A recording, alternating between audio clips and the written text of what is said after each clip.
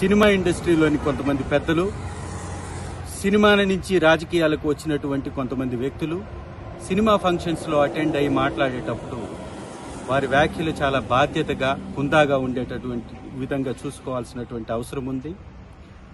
ఈ మధ్యకాలంలో మన పవన్ కళ్యాణ్ గారు, నిన్న చరణ్ గారు, రీసెంట్ తాజాగా చిరంజీవి గారు మెగా కాంపౌండ్ వాళ్ళ నుంచి వచ్చినటువంటి కొంతమంది హీరోలు అనేక సినిమా కార్యక్రమాల్లో వాళ్ళు అటెండ్ అయినప్పుడు వారి యొక్క భాష చాలా జూచాకరంగా ఉంటుంది.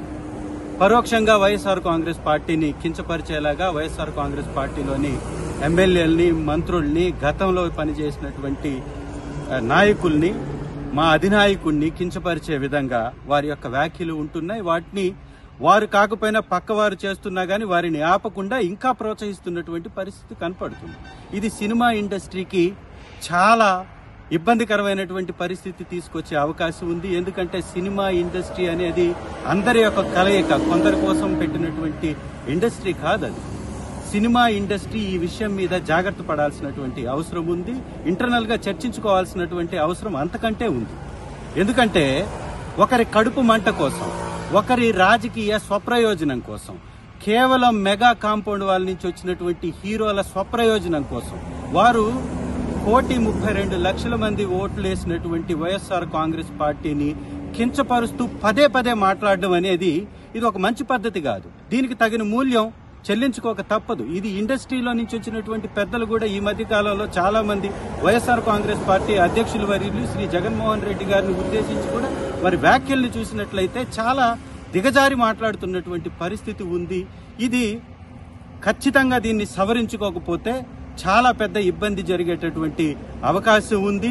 ఎందుకంటే సినిమాలో ఎమోషన్స్ ని మీరు చూపించినట్టే పార్టీలో ఉన్నటువంటి మాలాంటి స్వాభిమానం కలిగినటువంటి నాయకులకు కూడా ఎమోషన్ ఉంటుంది. మా నాయకుడి కోసం మేము నిలబడతాం.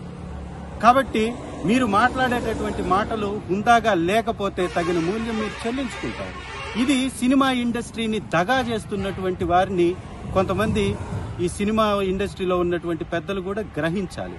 ఇది కొంతమంది కోసం ఇండస్ట్రీ అన్నట్టుగా వారు మాట్లాడుతున్నటువంటి విధానాన్ని కూడా గమనించాల్సినటువంటి అవసరం ఉంది. ముఖ్యంగా 40 సంవత్సరాల నుంచి తెలుగుదేశం పార్టీ నుంచి చాలా మంది సినిమా ఇండస్ట్రీ నుంచి రాజకీయంలోకి వచ్చారు. సినిమా నేపథ్యం ఉన్నటువంటి తెలుగుదేశం పార్టీలో ఉన్నటువంటి వాళ్ళు కూడా ఎవ్వరూ కూడా ఈ రకంగా దిగజారి మాట్లాడలే. చాలా మంది మంత్రులయ్యారు, ముఖ్యమంత్రులయ్యారు. కానీ మిగిలినటువంటి పార్టీల్ని ఈ విధంగా కించపరిచే విధంగా సినిమా స్టేజ్ల మీద మాట్లాడలేదు. రాజకీయ వేదికల మీద ఎలాగో మాట్లాడుకుంటాం, మళ్ళీ సినిమా ఇండస్ట్రీని కూడా దీనికి వాడేసి లాగేసి ఉపయోగించుకుందాం అనేటటువంటి కొంతమంది వ్యక్తుల నుంచి సినిమా ఇండస్ట్రీ దూరంగా ఉండాలి.